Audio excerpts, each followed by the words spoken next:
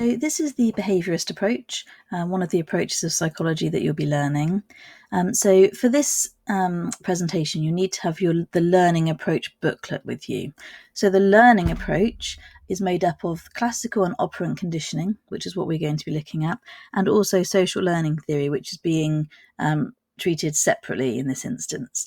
So for now, you need to make sure you've got your learning approach booklet, and we're going to be starting on page 3 and working our way through. So as I talk through the presentation, I'll refer to the booklet. Okay, they're very, very closely linked, so you do need to make sure you've got that with you. So if you don't have it at the moment, then get hold of that first and then come back to the rest of the presentation. So yes, the behaviourist approach. This is split into classical and operant conditioning. So you need to know both of those two different types of conditioning. So as an introduction then, this refers to mostly what's on page 3 of your booklet. The key point of the behaviourist approach is it all started by rejecting introspection. So you've hopefully covered introspection already. The behaviourist approach is all about saying that's too vague. It's all about trying to infer what we think people might be thinking. What the behaviourist approach is looking at is trying to look at more observable behaviours and observable events, stimuli and responses. If a stimulus, a thing, is presented, there will be a response. And this stimulus and response can be observed and it can be examined under lab conditions. So it's all about what can we actually see, what can we observe, what kind of direct method of research are we going to be using. So that's what the behaviourist approach is all about. It doesn't want to look at the vagueness anymore of trying to figure out what we think people might be thinking and feeling. It's all about what can we observe, what can we see happening. And the behaviourist approach works on this basic principle then that human behaviour, like animal behaviour, can be explained in terms of conditioning. And this is a very basic form of learning. Conditioning is all about if you carry out a particular behaviour, how can you learn to carry out that behaviour again? What makes you behave in a particular way at this most basic form, which is conditioning? So we'll look at classical conditioning, which is learning through association. You learn through associating two different things together. And operant conditioning, which is learning through reinforcement. You learn through, if you carry out a behaviour and you get rewarded for it, then you'll learn to carry out that behaviour again. So that's the introduction to the behaviourist approach. So we'll start by looking at classical conditioning. So this carries on page 3. So as we said, classical conditioning is all about learning through association. So all animals, including humans, are born with reflexes. So reflexes are natural, okay, that we're born with them. We haven't learned these. This is something that naturally happens. So the most obvious example to use, we'll refer to in a moment as well, is salivation when food is taken. So when an animal or a human eats something, they salivate, they produce saliva, because that's the whole idea. That's what saliva is for. It's all about digestion. So that's what we call a natural reflex. That's not learned, it's just what happens. And yes, we're looking here at stimulus and response. So the stimulus, i.e. the food, and its natural response, i.e. the salivation. And classical conditioning is this suggestion that when you present other stimuli consistently with the stimulus, then eventually they'll trigger that same response. And we would say then that the animal or the human has been classically conditioned. So salivating when you're eating food is a natural response. But if we can condition a person or a human to associate another stimulus with food, and they can learn to salivate in response to a very arbitrary stimulus, that would be what we'd call classical conditioning. And that's exactly what we're going to look at now. So this is Pavlov's research. So you probably may well have heard of Pavlov already. He's fairly well-known psychologist. So Pavlov was around in the 1890s, and he was actually interested in digestion. So he wasn't initially a psychologist. He was looking at digestion and how that works and measuring the amount of saliva that a dog would produce when it's presented with food. But he found, quite interestingly, that the dogs not only salivated when he gave them food, but that they also salivated when he entered the room, even if it wasn't bringing them food.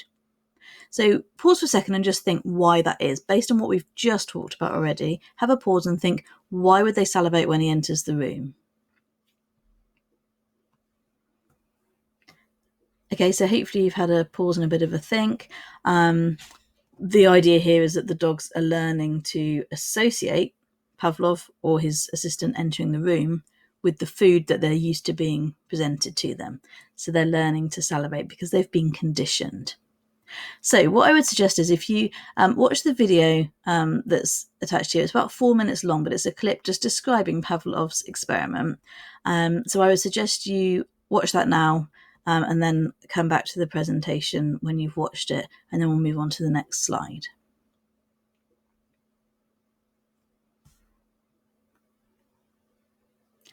Okay, so we're looking now at Pavlov's research, what's actually happening in Pavlov's study. So hopefully you've watched the video clip. There's a description in the textbook as well. And what's here on the slide is hopefully a fairly simple demonstration or kind of illustration of what's happening. So I'm going to talk through this in detail here.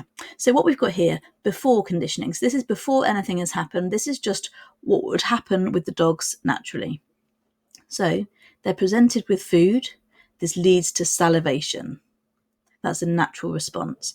So the food is called the unconditioned stimulus, or the UCS. So it's unconditioned. We haven't trained, we haven't done anything with it. This is just a stimulus that's being presented, which leads to the unconditioned response. The dog hasn't been trained or taught or conditioned to salivate in response to the food. It's unconditioned. It's a natural response. We've also got then, in this case, a bell. So a bell is what we call a neutral stimulus. So before any conditioning takes place, before there's any associations or pairings or any training, the bell is just neutral. It doesn't lead to any reaction. There's no salivation in response to the bell. So then we move on to look at what happens during conditioning. So during this time where we are pairing the food and the bell, okay? So the food and the bell are presented together several times over and over again. So this is the unconditioned stimulus being paired with what is still now the neutral stimulus, and the dog salivates. So that at the moment, this is still the unconditioned response. The bell's happening at the same time as the food, but the salivation is occurring because the food is there. However, after conditioning, so once the pairing has happened often enough, it depends how long it will take, and depending on what sort of a pairing we're doing, that sort of thing. But eventually, the bell is no longer the neutral stimulus, and it's now become the conditioned stimulus, because at this stage, after conditioning has taken place, the bell, when presented on its own, will produce the conditioned response of salivation. So the salivation has now become a conditioned response because it's not just a natural reaction to food anymore, it's a learned response to the bell. Because the bell had been paired with the food often enough, the dog then learned that if it heard the bell, it would associate it with the food and therefore it would salivate. So what's important to know about this is you do need to know what's happening throughout the conditioning process. You need to know what's occurring before the conditioning takes place, about the pairing during conditioning, and what happens afterwards. And it is important that you know these terms. You need to know unconditioned stimulus and response, neutral stimulus, conditioned stimulus, conditioned response. And when you're writing about it in an exam, generally you would be expected to write it out in full first, and then you can write the abbreviations in brackets, and then you can refer to it in the abbreviations. That's just a way of saving time, because obviously it takes quite a long time to write unconditioned stimulus, unconditioned response over and over again. So that's what's happening with Pavlov's research. So this is what we call classical conditioning. The dog has learned through association. So after conditioning has taken place, he hears the bell, which associates with the food, so he salivates. So that's Pavlov's research. If you understand it and you're happy with it from here, that's fine. If you're still a little bit unsure, you could perhaps look online to try to find some other video clips if you think that might help, or reread what's in the textbook, or find a summary online. So there's lots and lots of descriptions of Pavlov's research. Okay, so at the bottom of page 3, next to the sort of diagrams there of the dogs, you've got task 1 here. Using the knowledge you have gained so far, outline the main findings of Pavlov's research. So this is for 4 marks. So you want to use the video clip from a couple of slides earlier, the explanation I've just talked through, your booklet, and or the textbook. 4 marks worth, so it needs to be a decent summary of what Pavlov found. Okay, so 4 marks should be a decent paragraph, so make sure you're writing enough to justify those marks. The important thing is to make sure you're using the correct terms. So use unconditioned stimulus, conditioned response, neutral stimulus, all of those terms there to justify the marks. So I would suggest you pause and do that now before moving on. Obviously, if you want to, you can carry on with the rest of the presentation and come back to it, but do make sure you do that, please. And there is a space on page 4 of your booklet. Otherwise, obviously, you can use paper if you prefer, but make sure you do that either now or after you've moved on. So if you want to pause and do it now, then do so. Otherwise, we'll move on. So underneath the space for that question, it asks you to use the summary in your textbook, page 126, as a mark scheme to mark the answer, to peer mark the answers. So obviously at this stage we're not going to be doing peer marking, but I would have a look at marking your own work. Have a look at where am I justifying these 4 marks? How am I going to get these marks? What would I need to do to improve on it? So you might want to perhaps use a different colour pen and annotate your work to have a look at how well you think you've done, if there's any other bits you needed to add. So that's that part. So anyway, now we're asked to look at 4 other features of classical conditioning.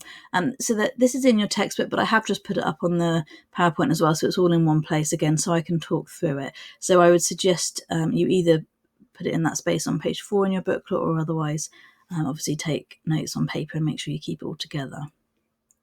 So yeah, some other features that you need to know really about classical conditioning. So the first one is timing. So if the neutral stimulus can't predict the unconditioned stimulus, i.e. if the time between them is too great, or if it occurs afterwards, then conditioning doesn't occur. So again, if we think about Pavlov and his dogs, remember the neutral stimulus is the bell, the unconditioned stimulus is the food. So in order for this to work, the two need to be paired very, very closely together, and the bell needs to be first, so that they hear the bell and they know there's food coming, so they salivate. If there's too long a gap, if they hear a bell and then 5 minutes later food arrives, there's no conditioning is going to take place. Or if the food arrives and then they hear the bell afterwards, that's not going to work either. So the timing is very, very important for conditioning. Extinction. So this is an interesting one. The conditioned response isn't permanent.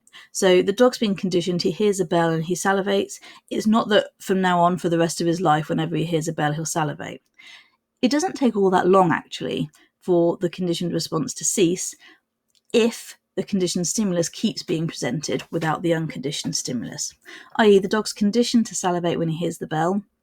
However, if you then keep ringing the bell several times a day and food is never presented at the same time, the dog will fairly soon unlearn that response. So it only lasts if it's sometimes still paired with the unconditioned stimulus. Spontaneous recovery, again tied with this one, after extinction. So if the conditioned response stops because it's gone too long without the unconditioned stimulus, if you then were to pair the conditioned stimulus and the unconditioned stimulus again, the link is reformed much more quickly. So if afterwards, you've been ringing the bell too many times and the dog stopped salivating, if you then pair the bell and the food again, it doesn't take very long for that conditioned response to be relearned. You wouldn't have to start the whole process again. Fairly quickly, the dog would be like, oh yeah, the bell, excellent, and would start salivating. And lastly, stimulus generalization. So once conditioned, animals will also respond to other stimuli similar to the conditioned stimulus. So in this case, we're talking about ringing a bell and the dog salivating.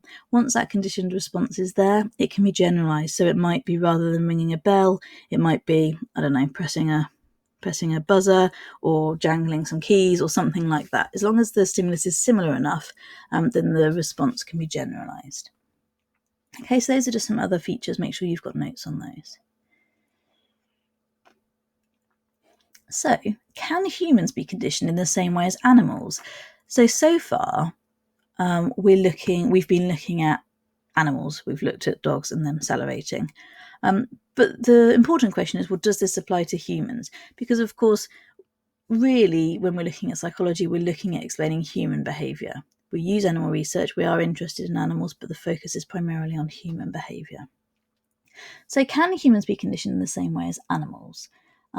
If yes, if you think so, how can they? Can you think of any examples? If you don't think so, why not? Can you think of any examples where you feel this doesn't really work the same way as what we've looked at so far? So I would ask you please just to pause for a few minutes and just have a think about this. What's your take on this? Do you think humans can be conditioned in the same way? Can you think of any examples of when that happened? Or can you think of any reason why you're a bit suspicious that it would work in the same way for humans? So pause for a moment and come back when you've had a think about it.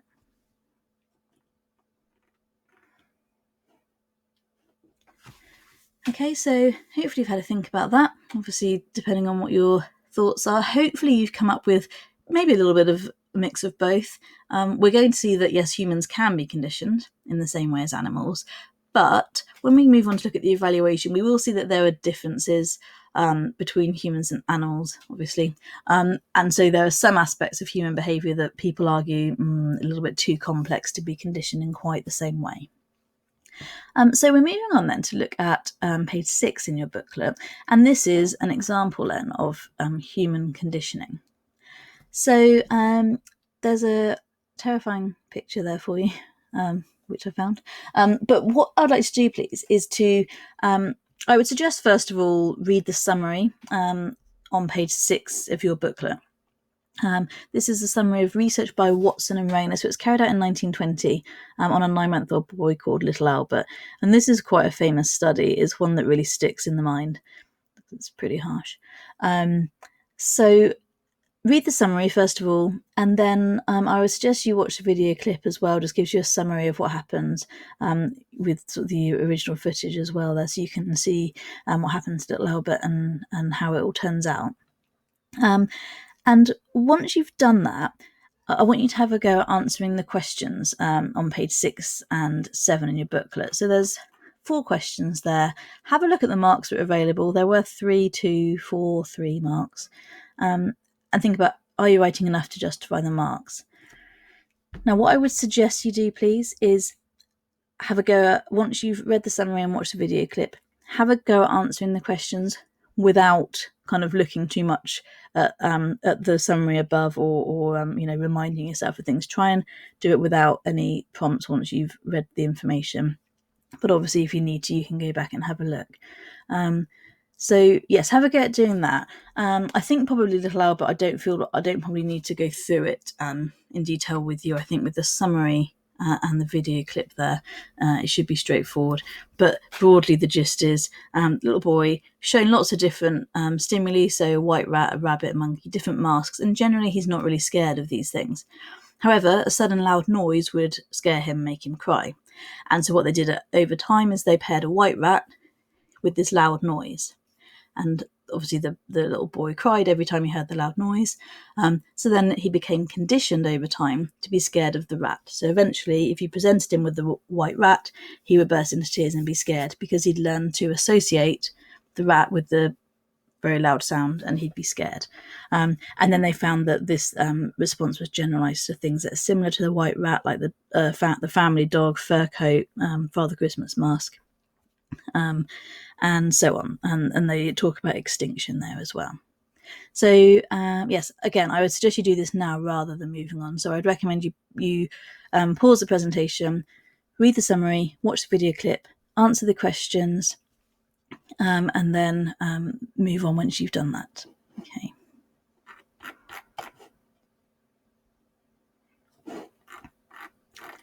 Okay, so we're on page 8 now. Of your learning approach booklet, and we're now looking at the evaluation of classical conditioning. So on the slide here, I've just put very brief bullet points of 2 strengths and 2 weaknesses of classical conditioning, because in your booklet you've got them quite well explained, point, explain, elaborate.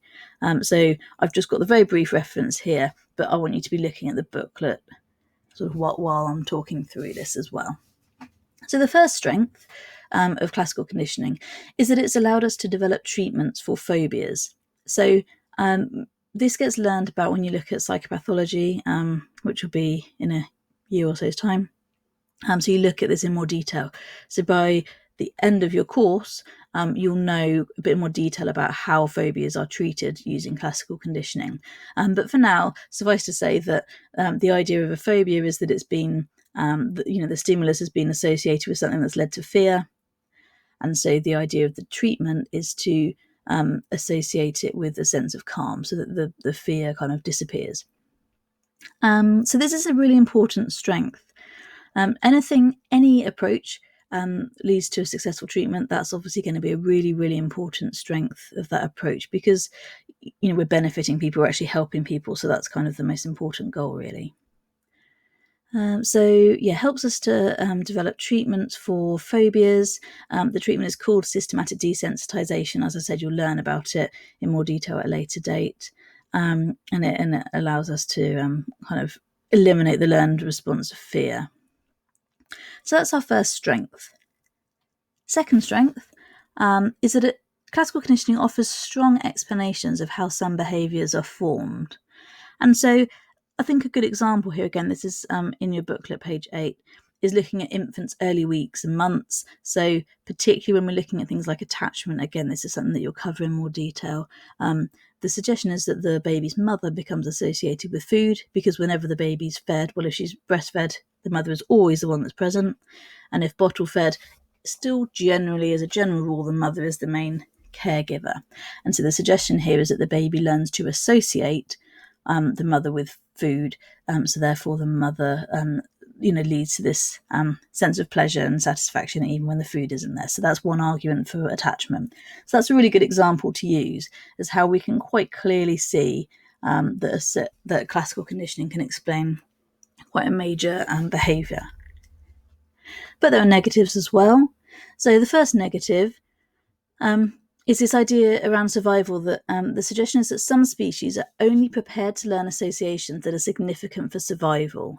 So, like the example we just talked about with babies and their mothers, we would argue that babies are kind of primed to learn to attach to their mother because it makes them more likely to survive. If they attach with their mother, then they're going to survive because she's going to care for them and feed them. And the argument is that classical conditioning is more effective and more significant if it's a behaviour that's to do with survival, and that it might be difficult to generalise this explanation to other behaviours. And lastly, the idea that classical conditioning has quite limited perspectives. So on the one hand, it's got low ecological validity. It's hard to apply it to everyday life because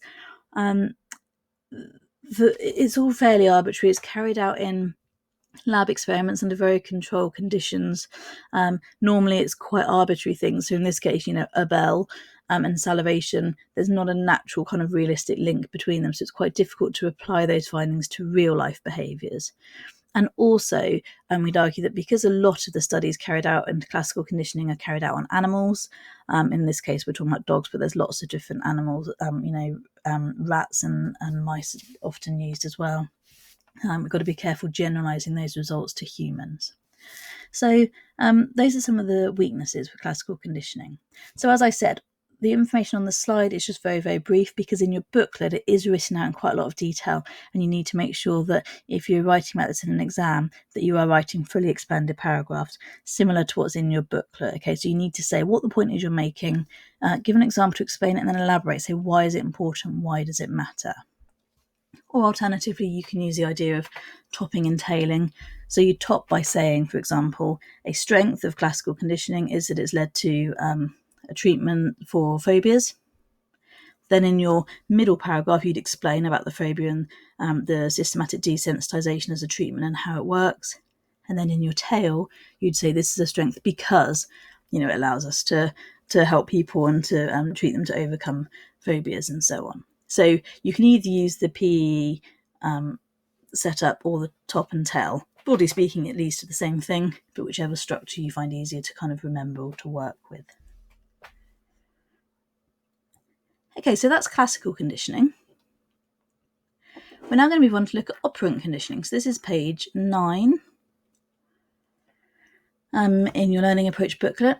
So where we talked about classical conditioning is learning through association, operant conditioning is learning through reinforcement. So again, just a bit of an introduction to what we mean by operant conditioning. So we've got two psychologists here that we're going to refer to. So first of all, Thorndike. He found that cats escaped from a cage much more quickly if they were given a food reward for doing so. So in effect, they put cats in a cage that they could figure their way out of once they've explored around. And it might take the cat a little while to do it, but if they then get a reward for doing it, you put them in the box again, they might faff about a bit and then get out and get the reward, put them back in, then they realise, oh, okay, cool, if I get out quickly, then I get a reward. So they're learning to carry out the behaviour again because they're getting rewarded for it. And this is what Thorndike's law of effect is. Positive effects, i.e. rewards, lead to the stamping in of behaviour, i.e. you're more likely to carry out that behaviour again. Excuse me. And negative effects, i.e. punishments, lead to the stamping out of behaviour. So if you're rewarded for something, you're going to carry that behaviour out again. If you're punished for it, you're less likely to do it again. And then we're looking at Skinner. And he found that, well, basically animals spontaneously produce different behaviours. So, animals will do something just by want of existing. And that behaviour will lead to a consequence. If the consequence is positive, the behaviour is going to be repeated. If the consequence is negative, it's less likely to be repeated. And so he investigates this with the Skinner box, which we'll look at in more detail, but that's what this diagram is down here. This is the Skinner box. But if we look at the next slide, we look at a little bit more detail. So again, on page 9 of your booklet, there's a box there that says describe the Skinner box. So he designed a cage for rats, and the thing with rats is they will automatically explore. So you put them in a cage, they're going to walk around, they're going to climb about, they might kind of sniff what's going on, climb on the railings, stomp around on stuff. And as part of this explanation, at some point they're going to stumble upon a lever. When they press that lever, it delivers a food pellet. So obviously that's classed as a reward. That's a positive thing. And the rat will very quickly learn to press the lever and receive the food. So at first, he's just exploring. By chance, he presses the lever, he gets a food pellet. He might explore a bit more, press the lever, gets a food pellet. Very quickly, he'll realise, oh, okay, cool, if I press this lever, I get the food pellet. And so that's what we're looking at, how learning through consequences. If the food pellets stop being produced, the rat will quickly learn to stop pressing it. So say it presses it, 10 times in a row and it gets food every time. It's like, this is brilliant, it carries on. On the 11th time, no food is presented. So he will, press it again, no food, press it again, no food. Might press it once or twice more, but very quickly he'll be like, oh, okay, so there's no food now, I shan't bother pressing that lever anymore. So he will learn that if he's not getting that positive reward, there's no point in carrying on with the behaviour. So again, if you can watch this video clip that describes the Skinner box, and it shows the Skinner box in action. So pause and watch that video clip, and then using what I've just talked through, again, there's a summary in the textbook and the video clip. In that box on page 9, just summarise, describe the Skinner box. You could draw a little diagram of it, but the key thing is describing what happens with the Skinner box. So pause and do that now, and then come back when you're finished.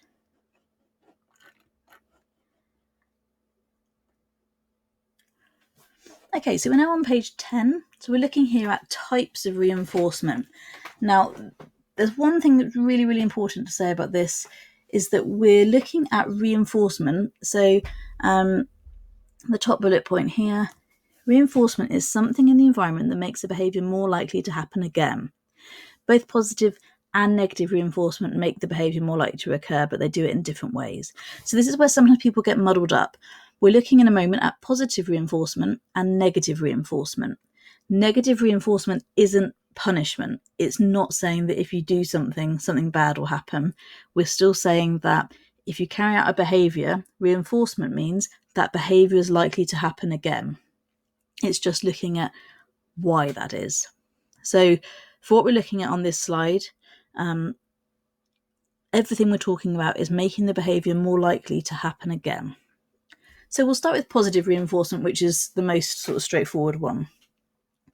So when a behaviour produces a consequence that is satisfying or pleasant, this will increase the likelihood of the behaviour being repeated. So for example, a hungry animal gets food, like in the Skinner box. The rat presses a lever, it gets food, so therefore it learns to press the lever again because it's got something satisfying. Or if you praise a child, so perhaps a child uses their knife and fork properly, and you say, oh, well done, that's great, then they're more likely to use their knife and fork again. So that one's quite straightforward. Something positive or satisfying happens as a response to the behaviour, therefore they learn to do that behaviour again. Negative reinforcement still leads to an increased likelihood of the behaviour being repeated, but in this case it's because when a behaviour happens, it leads to the removal of something unpleasant. So for example, another less pleasant aspect of the Skinner box is that there's metal bars on the bottom of the Skinner box with an electric current runs through. So in some cases, when the rat presses a lever, it sets off an electric current. So obviously that's not very nice. Another way they do it is by having an electric current running under the cage. So the rat is literally getting electric shocks. So it bounces around with these electric shocks. Eventually stumbles upon a lever, and when it presses the lever, the electric shock stops. So therefore, a few minutes later, the electric shock starts again. The rat will quickly learn that if he presses that lever, it stops the electric shock. So by pressing that lever, it removes the unpleasantness, i.e. it removes the electric shock. So the rat is encouraged to carry out that behaviour again. Another example, so an alarm clock. So your alarm clock goes, your alarm on your phone's going, it's really loud, and you're like, oh my goodness, I must switch that off as quick as I can. And the satisfaction, the positive thing, is that the unpleasantness, the noise, stops. So then next time your alarm goes off, you're going to try and turn it off as quick as you can because you just want it to stop. So negative reinforcement, you're more likely to carry out that behaviour again because the behaviour stops something unpleasant. You're getting an electric shock, you press a lever that stops the electric shock. If you get an electric shock again, you're going to quite quickly learn to press that lever to stop it. Another example kind of for humans is like taking painkillers. So you've got a headache, you take paracetamol, the headache goes away. So you're removing that unpleasantness. So then next time you have a bad headache, you might think, oh, I'll take a paracetamol because hopefully that will stop the pain. Okay, so any type of reinforcement, whether it's positive or negative, increases the likelihood of the behaviour happening. A couple of other important features. We've got here schedules of reinforcement. So this is at the bottom of page 10. So this is in your booklet already. In fact, there's a bit more detail in your booklet. And there's an appendix you can look at for more detail. But in terms of what's on the presentation, I feel like this is probably the extent that you need to know really. So schedules of reinforcement is how often you're reinforced for a behaviour and the effect that has. So continuous reinforcement, so this is where you're rewarded every time you do a behaviour. So with a rat, every time they press that lever, they get a food pellet. That's the most effective way to establish a response. So if they press the lever and they get a food pellet every time, they'll pretty quickly learn to press the lever. But you can also have what we call a partial reinforcement schedule. So this could be where you reinforce perhaps every third time they press the lever, or every 10 minutes. So for example, the rat presses the lever, it gets a food pellet, presses it again, nothing, again, nothing, again, oh, he gets a food pellet.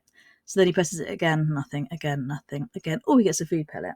So it would take him longer to form that, to establish that response. However, that's more likely to maintain the response. If he sort of thinks, oh, well, okay, fine, I don't always get food, but it's worth doing it because I will get the food sometimes.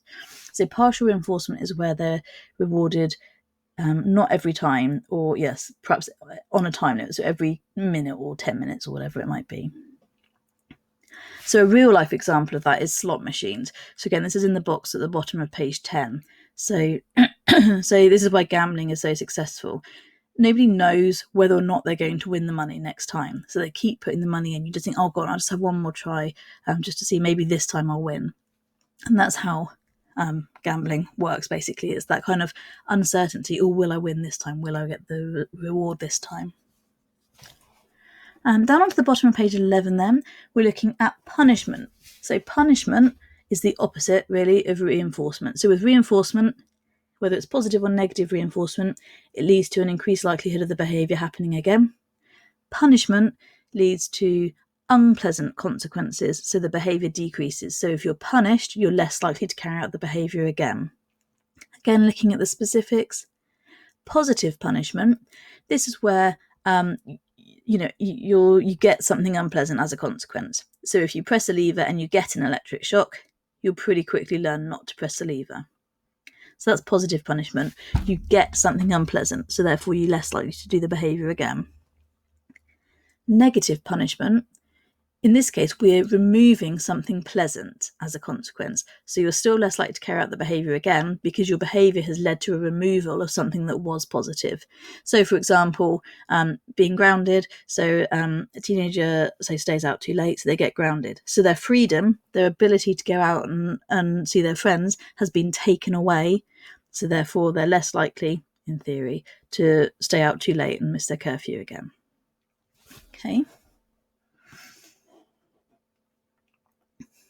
Okay, so again, a little bit of time to test your knowledge here. So answer the questions on page 11. So a couple of questions here.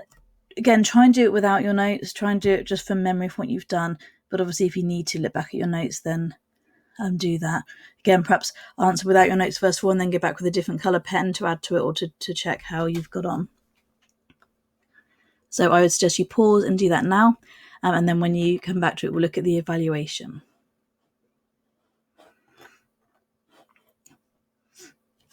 Okay, so we're coming to the end now. We're just looking at evaluating operant conditioning. Excuse me. So same as when we looked at evaluation of classical conditioning. What I've got on the slide is the very brief version because it's expanded quite nicely in your booklet. So I'll just talk through it here with you. So positives, first of all. So first strength is the use of the experimental method. So the experimental method is really, really important. Basically what we're saying is it's lab conditions, the conditions are controlled. So therefore we're trying to identify a causal relationship between the variables. So with the Skinner box, for example, you're manipulating the consequences of the behaviour to measure the effects. So if they press a lever, you deliver a food pellet. We can quite clearly see in these control conditions that they learn to press the lever more. Okay, so we're able to establish cause and effect, so we can see what the consequences of the behaviour are. So that's a really important strength. Another important strength is, again, similar to classical conditioning, where we talked about the treatment for phobias. Operant conditioning has led to other treatments. So, for example, token economy. Again, you learn about token economy in schizophrenia, so by the end of the course you'll know about this in more detail. But for now, it's suffice to say that token economy is all about using reinforcers to encourage inpatients, so patients who are hospitalised, to sort of learn appropriate behaviours. So, for example, if they clean their teeth and get dressed, they get given a reward. So in this case, the reward would be a token that could then be exchanged for goods, so whether it's for chocolate or for rights to watch a film or that sort of thing.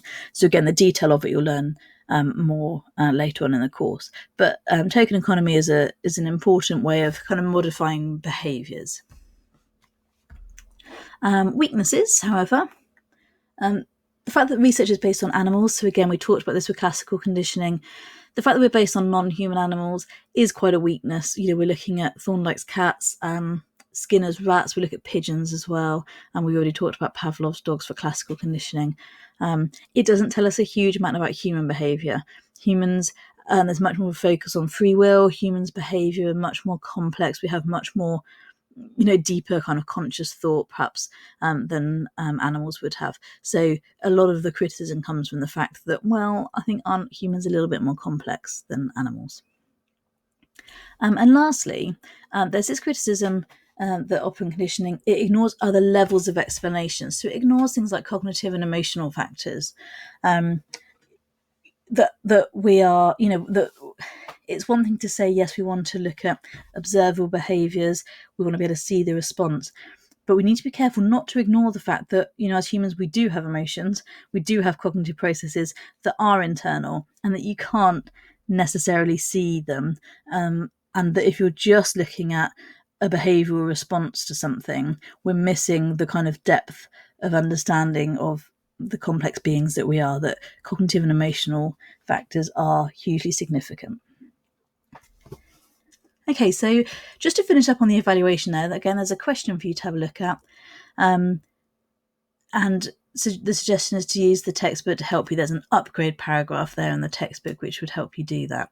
But again, looking at 6 marks here, so it's a pretty significant piece of writing for 6 marks. So again, I would recommend you pause that. There's one more little bit I want to go through, so I suggest you pause to do this question now and then come back to the last part, or if you would prefer, carry on and then go back to answer the question in a moment.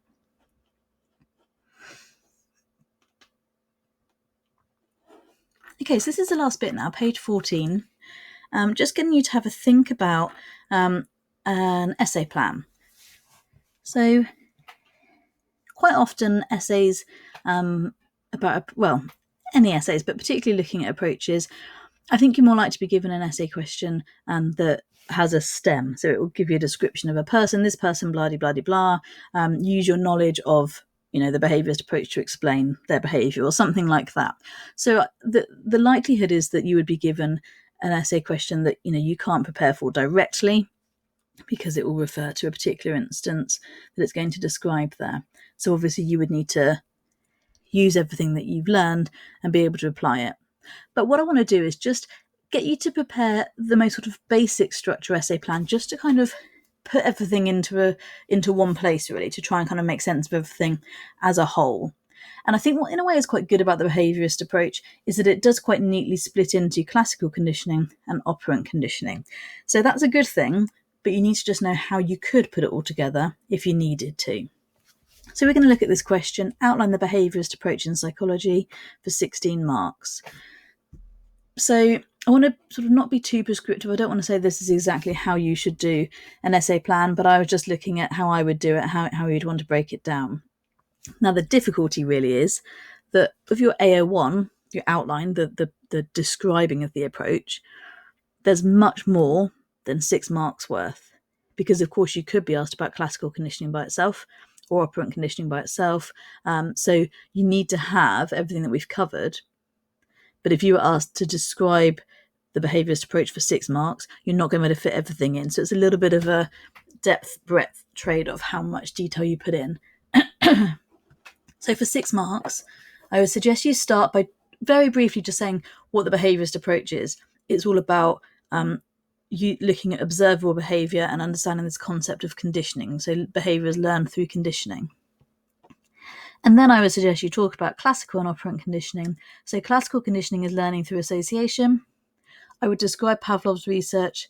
It's that difficulty of trying to describe it succinctly enough that you're not waffling on and using up too much time, but that you are describing what's happening and using the correct terms.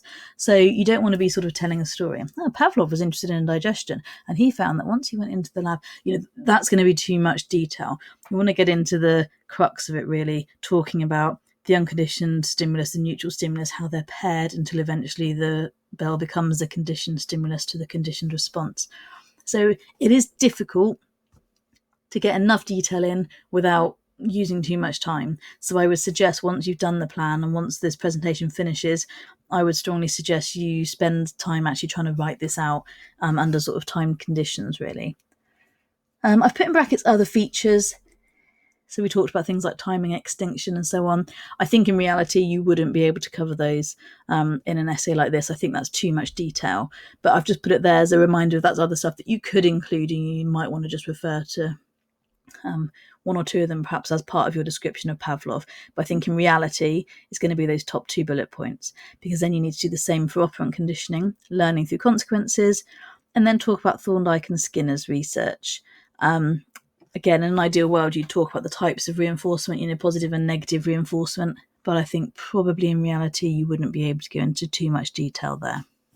So that's your AO1. So I think the difficulty really is that you've got a lot of information, so it's quite hard to condense it down enough so you don't end up writing too much and spending too much time on it. The AA3, so you've had 2 strengths and 2 weaknesses for both classical and operant conditioning. So for an essay, 16 marker, you want to write 3 or maybe 4 paragraphs in total. but actually you can tie them together quite nicely. So a strength, I would say, is that you can talk about treatment. So classical conditioning leads to the systematic desensitization. There's a treatment for phobias. Operant conditioning leads to token economy as a treatment for schizophrenia, but you can merge those into one paragraph. General strength of the behaviourist approach is that it's led to the development of treatments such as, and you can describe each of them briefly, but that's a really important paragraph, I think, to put in. Another strength, you can also talk about the experimental method. So we talked about that in relation to operant conditioning, but that stands for classical conditioning as well.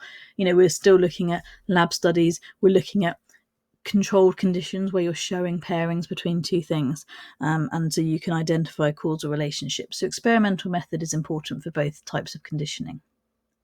Weaknesses, again, both use animal studies. So we've got Pavlov's dogs, we've got Skinner's rats. Still this idea that humans are more complex, so they have more free will, and so therefore it's not necessarily valid to try and generalize the results to humans. And then lastly, talking about the limited perspective. It's a bit limited because it lacks ecological validity because it is these lab studies. It doesn't consider the inner workings, the emotions and the cognitive factors and so on. So if you can write 4 paragraphs and write them well and very well explained and elaborated, then that's ideal. However, you're much better off to write 3 paragraphs well and explain them rather than trying to rush and write about 4 things and not really explain them properly. So you'll get used to it as you go through the year. You practice writing essays, you get used to how much you can write in the time allowed, and you'll start to realise, okay, yeah, I can only do 3 paragraphs, so I'm going to do those 3 paragraphs well, rather than trying to rush and do 4 of them not so well. So that's what I would suggest. Okay, so that's the end of the learning approach. The behaviourist approach.